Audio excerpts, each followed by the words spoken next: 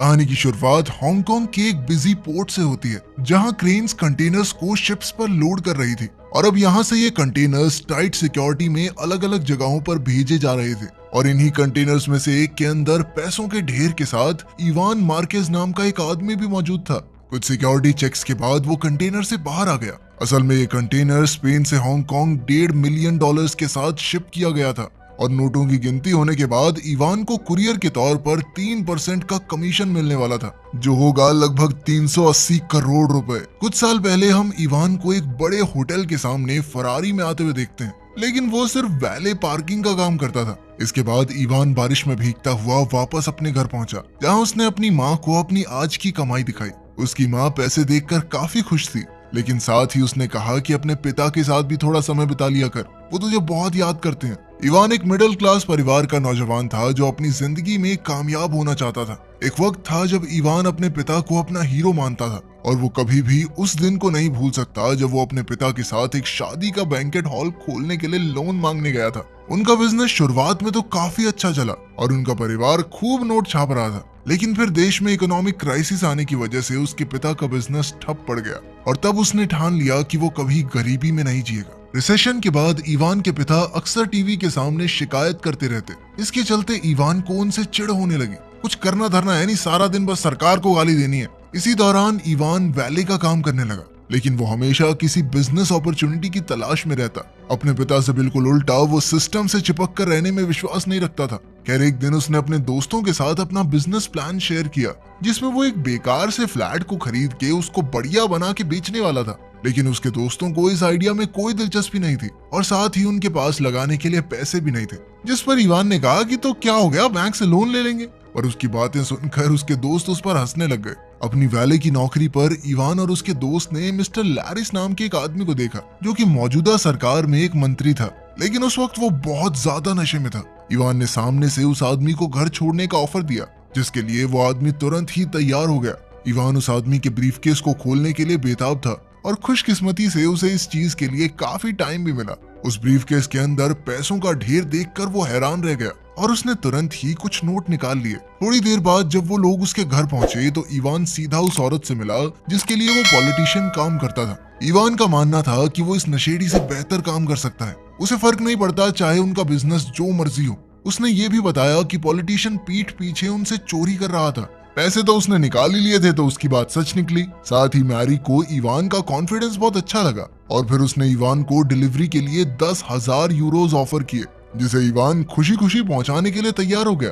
अगले दिन इवान ने फ्रांसिस्को नाम के एक आदमी को घोड़ा डिलीवर किया, जिसने अपनी बेटी लेटिसिया के बर्थडे के लिए उसे खरीदा था। सवाल करने पर इवान ने उसे बताया कि ये उसकी मैरी के लिए पहली डिलीवरी है। बातचीत के दौरान पता चला कि फ्रांसिस्को और इवान दोनों एक ही शहर से हैं। उसे फ्रांसिस्को की कहानी पता चली कि कैसे वो एक मामूली सी फोटोकॉपी शॉप में काम करता था। फिर धीरे धीरे कुछ बड़े लोगों से हाथ मिलाकर वो आज यहाँ तक पहुंच गया है। अब इवान को फ्रांसिस्को से मैरी के लिए कैश का ब्रीफकेस डिलीवर करना था, लेकिन ये काम इतना आसान नहीं था।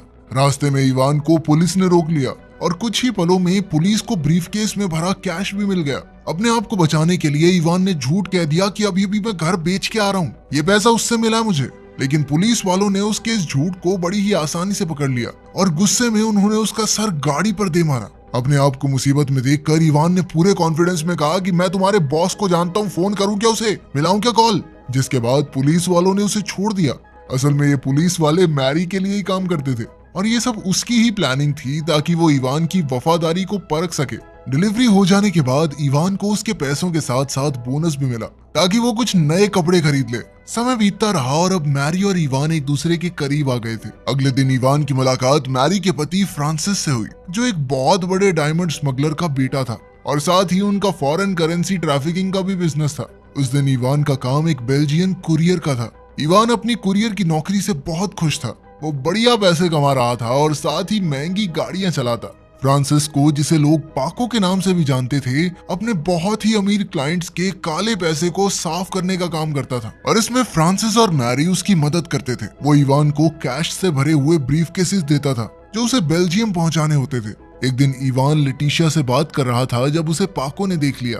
पाको इस बात से खुश नहीं हुआ और उसने इवान को लेटिशिया से दूर रहने को कहा। कुछ दिनों बाद इवान मैरी से एक रेस्टोरेंट में मिला, जहां उसने बताया कि बेल्जियम में खतरा बहुत ज्यादा बढ़ चुका है, इसीलिए उन्होंने एक दूसरे शहर जनीवा में नया पार्टनर ढूंढ लिया है। पर तभी उन दोनों की नजर एक अजीब से कपल पर पड़ी, जिन्हें देखकर इवान कहने लगा कि इस फुद्दू ने कैसे पटा ली है लड़की। जिस पर मैरी ने जवाब दिया कि इसके ब्रीफकेस में जो है ना, उससे सब कुछ हो सकता है। इवान अभी भी मैरी के साथ बिजनेस करना चाहता था, क्योंकि अभी वो इस पूरे खेल के बारे में और सीखना चाहता है। इसके बाद वो लोग एक बिल्डिंग में पहुंचे, जहां उनकी मुलाकात मिस्टर स्टूल से हुई। वो भी मैरी का एक बिजनेस पार्टनर था, जिसने काले पैसे को साफ करने का बढ़िया सिस्टम बनाया हुआ था, और वो भी इसके लिए 3% ही कमीशन लेता था। कुछ देर बाद अपनी माँ से बात करते हुए इवान ने उसी आदमी को टीवी पर देखा जिसकी वो सुंदर सी गर्लफ्रेंड थी। टीवी पर इवान ने उसकी पत्नी को भी देखा और वो समझ गया कि रेस्टोरेंट वाली लड़की से इसका अफेयर चल रहा है। इवान शांति से उसके वापस आने का इंतजार करता है, ताकि उसके कमरे में कैमरास इंस्टॉल करके उसे ब्लैकमेल कर सके। उस आदमी का नाम लुइस था और इवान ने उसके कमरे में घुसने के लिए एक क्लीनर को थोड़े पैसे भी दिए। लेकिन बदकिस्मती से रेस्टोरेंट के सिक्योरिटी ऑफिसर यानिक ने उसे रंगे हाथों पकड़ लिया। पर असल में तो यानिक भी उतना ही हरामी था, उसको सिर्फ इवान के मुनाफे का एक हिस्सा चाहिए था। जिसके बाद यानिक ने खुद कैमरा इंस्टॉल किए। इसके बाद जो वीडियो एविडेंस उन्हें मिला वो लुइस को ब्लैकमेल करने के लिए काफी था। इवान को पूरा भरोसा हो गया कि यानिक उसका एक बहुत बढ़िया पार्टनर बन सकता है, क्योंकि ताकतवर होने के साथ साथ उसका दिमाग भी बहुत तेज था। काम खत्म होने के बाद उन दोनों ने मस्त पार्टी करते हुए रात बिताई। इसके बाद इवान ने मैरी से मिलकर उसे बताया कि काफी समय से उसकी माँ उससे मिलने की जिद कर रही है। मैरी ने तुरंत ही कह दिया कि भाई कोई बात नहीं, जितने दिन की छुट्टी चाहिए ले ले, क्योंकि उसके मुताबिक परिवार सबसे जरूरी है। साथ ही उसने इवान को एक घड़ी भी तोहफे में दी, क्योंकि उसका मानना था कि एक इंसान की घड़ी और जूते उसके बारे में सब कुछ बता देते हैं। इसके बाद इवान और यानिक लुइस से मिलने पहुंचे। उन्होंने उसे फुटेज दिखाकर कहा कि या तो पुलिस से बात करके अपनी इमेज खराब कर ले, या फिर हमारे साथ मिलके काम कर ले। वो स्पेन से स्विट्जरलैंड तक पैसे ले जाना चाहते थे, और साथ ही वो लुइस के शहर में भी एक ब्रांच खोलना चाहते थे, जिसके लिए उन्हें लुइस की जरूरत तो थी। शुरुआत में तो लुइस थोड़ा हिचक रहा था, लेकिन मजबूरन उसे उनकी सारी शर्तें माननी पड़ी। इसके बाद उनकी लुइस से डील हुई कि वीडियो डिलीट करने के बदले में वो उन्हें सारे मेन बंदों से मिलवाएगा। शुरुआत में इवान को इस बात का अंदाजा नहीं था कि पुलिस की एक स्पेशल यूनिट इस इवेंट पर नजर रखे हुए थी, और यहीं से हेड इंस्पेक्टर रॉय को इवान के बारे में पहली बार पता चला। जल्द ही लुइस के सपोर्ट और बैकिंग के साथ इवान बड़े बड़े लोगों से मिलने लगा और उनका बिजनेस कैसे काम करता है समझता चला गया। साथ ही लुइस ने इवान को अपना खास बताते हुए उन लोगों में उसका भरोसा भी बनवा दिया। इसके बाद इवान मैरी से मिला और उसे अपने नए बिजनेस के बारे में बताया, लेकिन मैरी को सिर्फ एक बात की चिंता थी कि फ्रांसिस्को उसकी इस हरकत से खुश नहीं होगा। उसे नहीं अच्छा लगेगा कि दो नए लड़के उसके क्लाइंट्स छीन रहे हैं, क्योंकि अगर इवान और यानिक उनका काला पैसा साफ नहीं करेंगे तो फ्रांसिस्को करता। लेकिन इवान का मानना था कि इस धंधे में सबके लिए काफी पैसा है, और साथ ही उसने वादा किया कि वो फ्रांसिस्को के क्लाइंट नहीं खींचेगा। रात साथ बिताने के बाद इवान मैरी को रुकने के लिए कहता है, लेकिन मैरी ने कहा कि वो क्रिसमस अपने परिवार के साथ ही मनाना चाहती है। जब इवान अपने परिवार से मिलने मैड्रिड आया तो वो बहुत सारे तोहफे लेके आया उनके लिए, लेकिन उसके पिता बिल्कुल भी खुश नहीं थे, क्योंकि वो 1% उसके काम के बारे में नहीं जानते थे। वो लगातार इवान से उसके काम के बारे में पूछने लगे। इवान ने ऐसे ही कह दिया कि कुछ बड़े लोगों के साथ इंपोर्ट एक्सपोर्ट का काम करता हूँ मैं, लेकिन उनकी ये बातचीत जल्द ही बहस में बदल गई। अपने पिता से लड़ाई करने के बाद इवान अपने पुराने दोस्तों से मिलने गया, और अब वो पुराने फ्लैट्स को खरीद कर नया बना के बेचने का काम ही कर रहे थे। कुल मिलाकर उन्होंने इवान का ही बिजनेस आइडिया चुरा लिया था, जैसा कि इवान ने उन्हें सालों पहले करने को कहा था। समय बीतता गया, पैसे आते गए और इवान का बिजनेस फलता फूलता रहा। ऐसे ही एक मीटिंग के दौरान उसकी मुलाकात फ्रांसिस्को और लेटिसिया से हुई। फ्रांसिस्को इस बात से नाराज था कि इवान उसके क्लाइंट्स को अपनी तरफ कर रहा है, और उसने इस बारे में इवान को चेतावनी भी दी। लेकिन जब उसके बाद भी इवान नहीं माना तो फ्रांसिस्को ने अपने कुछ आदमियों को इवान और यानिक को सबक सिखाने के लिए भेजा। वो सिर्फ ये दिखाना चाहता था कि उसके इलाके में बिजनेस करने का उन्हें कोई हक नहीं है। इस हादसे के बाद भागने की बजाय इवान ने फ्रांसिस्को का सामना करने का फैसला किया, और उसने उसे यकीन दिलाया कि वो फ्रांसिस्को की क्लाइंट्स को नहीं छेड़ेगा। साथ ही उसने फ्रांसिस्को को कहा कि सर देखो, मैं आपके एरिया में काम कर रहा हूँ ना, आप प्रॉफिट का 30% ले लो। उसकी ये बातें सुनकर फ्रांसिस्को बहुत ज्यादा खुश हो गया। इस दौरान इवान ने बहुत पैसे कमाए, और इसी के चलते उसमें कुछ ज्यादा ही गुरूर आ गया था। और जब मैरी ने उसके बदलते बर्ताव के बारे में कुछ कहा तो वो गुस्सा हो गया। उसका मानना था कि जो सबसे ज्यादा पैसे लेके आ रहा है उसकी इज्जत तो करनी पड़ेगी। खैर मैरी ने उसे ये भी बताया कि उसके पति को फ्रांसिस्को पर चल रही इन्वेस्टिगेशन के बारे में खबर मिली है और इसीलिए उसने इवान को इस सब से दूर रहने को कहा। लेकिन इवान ने उसकी सलाह नहीं मानी और अपना बिजनेस और बढ़ाने का प्लान बनाया। कुछ समय बाद इवान की नजर एक पार्टी के बाहर खड़े अंडरकवर पुलिस वालों पर पड़ी और उसने उनके पास जाकर कहा कि अपने बॉस के पास ले चलो। वो पुलिस वाले उसे पुलिस स्टेशन ले गए जहां इवान की मुलाकात इंस्पेक्टर मैनुअल रॉय से हुई, जो उस समय इंक्वायरी का इंचार्ज था। इवान ने कहा कि मैं पुलिस की मदद करने को पूरी तरह तैयार हूँ और मेरा बॉस है फ्रांसिस्को, मैं तो सारे पैसे उसी को देता हूँ, उसके बारे में तुम्हें पूरी जानकारी दूंगा। लेकिन इसके बदले में उसने अपने लिए पूरी सेफ्टी और प्रोटेक्शन की मांग की और उसने अपने प्रॉफिट का 30% फ्रांसिस्को को देने का वादा भी इसीलिए किया था ताकि वो बाद में उसे फंसवा सके। लेकिन अब उसे एक ऐसे सबूत की जरूरत थी जिससे ये साबित हो जाए कि उसने पुलिस को फ्रांसिस्को के बारे में नहीं बताया, और इसीलिए वो लेटिसिया को पेरिस ले गया जहां एक हफ्ते के लिए उसने लेटिसिया की हर एक डिमांड पूरी की। वो लेटिसिया के साथ प्यार का नाटक सिर्फ इसलिए कर रहा था कि किसी को उस पर शक ना हो और वो कह सके कि मैं तो अपनी गर्लफ्रेंड के साथ बाहर गया हुआ था, मुझे क्या पता। खैर कुछ दिन बाद जब लेटिसिया ने टीवी पर अपने पिता के जेल जाने के बारे में सुना तो वो तुरंत ही मैड्रिड वापस जाने के लिए तैयार हो गई। लेकिन उसे इस बात का बिल्कुल अंदाजा नहीं था कि इवान ही उसके पिता की गिरफ्तारी का जिम्मेदार है। लेकिन जब इवान शहर में वापस आया तो लेटिसिया ने उसे अजनबी लड़कियों के साथ सोते हुए पकड़ लिया, जिससे वो समझ गई कि इवान ने उसके साथ प्यार का झूठा नाटक किया था। फ्रांसिस्को के जेल जाने के बाद इवान ने सबको कहा कि जब तक वो छूट कर नहीं आता तब तक उसके क्लाइंट मैं संभाल लेता हूँ। लेकिन मैरी और उसके पति फ्रांसिस को ये सही नहीं लगा क्योंकि पुलिस के पास फ्रांसिस्को के क्लाइंट्स की जानकारी होगी और उनका काम करने के चक्कर में वो फंस सकता है। इवान ने उनकी बात मान ली और अभी के लिए अपना बिजनेस बंद कर दिया। उसने अपने सारे बचे हुए पैसे मैड्रिड में पार्टी करते हुए उड़ा दिए और जब पैसे खत्म हो गए तो इवान अपने घर वापस आ गया, जहां पहुंचकर उसे पता चला कि उसके पिता गुजर गए थे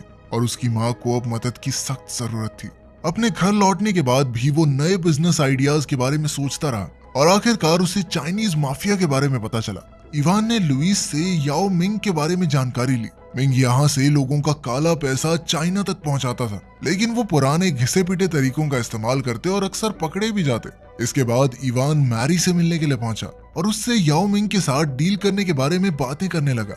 लेकिन सबसे बड़ी दिक्कत तो ये थी कि अब स्विट्जरलैंड में पैसा ले जाना या वहां से निकालना इम्पॉसिबल सा हो गया था। ऊपर से उनके क्लाइंट कैश में पैसा मांगते थे। इवान के पास इसके लिए एक सॉल्यूशन था। उसने कहा कि स्विट्जरलैंड में फंसे हुए पैसों को याओ के चाइनीज अकाउंट में भेज देते हैं और बदले में याओ हमें स्पेन में कैश दे देगा। दोनों ही पार्टियों को ये आइडिया बहुत पसंद आया और वो इसके लिए तुरंत तैयार हो गए। इधर मैरी और इवान अपनी नई डील की खुशियां मना ही रहे थे कि तभी फ्रांसिस्को अचानक उनकी टेबल पर पहुंच गया। लेटिसिया को धोखा देने के बाद फ्रांसिस्को को पता चल गया था कि इवान ने ही उसके खिलाफ पुलिस को खबर दी थी और उसने जज को पैसे खिला के अपना केस डिसमिस करवा लिया और अब वो किसी भी हाल में इवान से बदला लेना चाहता था। साथ ही उन्हें ये भी पता चला कि उनके लिए काम करने वाली एक सॉफ्टवेयर इंजीनियर ने स्विस बैंक अकाउंट्स की लिस्ट लीक कर दी है, जिसके बाद स्टूल और फ्रांसिस बचे हुए पैसे लेकर भाग गए थे। अब इवान और मैरी तुरंत समझ गए कि वो बहुत बड़ी मुसीबत में है क्योंकि उनके तो ज्यादातर क्लाइंट उस लिस्ट में थे। अब पुलिस उनका पीछा कर रही थी तो उन्होंने भागने की पूरी कोशिश की, लेकिन अचानक से उनके चाइनीज क्लाइंट के कुछ आदमियों ने आकर उन्हें पकड़ लिया, जिसके बाद उन दोनों को याओ मिंग के पास ले जाया गया, जो कि खुद भी बहुत बड़ी मुसीबत में था क्योंकि पुलिस उसका भी पीछा कर रही थी। मिंग को लग रहा था कि इवान ने उसके बारे में पुलिस को बताया है और इसी चक्कर में वो इवान और मैरी दोनों को मारना चाहता था। जैसे ही याओ इवान पर गोली चलाने ही वाला था तभी इवान ने जल्दी से एक प्लान बनाया, जिसके मुताबिक उसने याओ से वादा किया कि वो खुद उसके पैसे को मंजिल तक पहुंचा के आएगा। उसने याओ को भरोसा दिलाया कि वो कैश से भरे कंटेनर में खुद छुपकर स्पेन से हांगकांग तक याओ के सारे पैसे ट्रांसफर कर देगा। ये प्लान रिस्की जरूर था, लेकिन इकलौता ऐसा प्लान था जिसमें इवान जिंदा बच सकता था। साथ ही अगर इवान हांगकांग पहुंच गया तो याओ को ये डर नहीं होगा कि वो पुलिस से बात कर सकता है। प्लान के मुताबिक इवान बिल्कुल सही सलामत हांगकांग पहुंच गया और अब 3% मिलेंगे ये सोचकर वो बहुत खुश था। लेकिन अचानक से पुलिस वालों ने आकर उसे गिरफ्तार कर लिया, जिसके बाद उसे वापस स्पेन भेज दिया गया। और अब वो जानता था कि उसके लिए सिर्फ एक ही उम्मीद है कि उसे एक अच्छा लॉयर मिल जाए जो उसकी सजा कम करवा दे, क्योंकि सजा होनी तो पक्की है। लेकिन उसके वकील ने उसे बताया कि कम से कम 15 साल की जेल तो पक्की है भाई तुझे, जिस वजह से इवान ने पुलिस इंस्पेक्टर को रिश्वत देने की कोशिश की, पर बदकिस्मती से वो पुलिस वाला बिकाऊ नहीं था। इसके बाद इवान को पता चला कि असल में मैरी ने अपनी जान बचाने के लिए पुलिस को उसके बारे में बताया था, जिस वजह से उसे हांगकांग में पकड़ लिया गया। इवान समझ सकता था कि उसने अपनी जान बचाने के लिए ऐसा किया और अगर शायद मैं भी उसकी जगह होता तो ऐसा ही करता। बाद में याओ मिंग भी पुलिस के हाथ लग गया। आखिर में इवान जेल जाने वाला होता है, जहां उसे आखिरकार अपने पिता की बात सही लगती है और एक इंटरव्यू में वो कबूल करता है कि पैसे लोगों के सर चढ़ जाते हैं और उसके साथ भी कुछ ऐसा ही हुआ।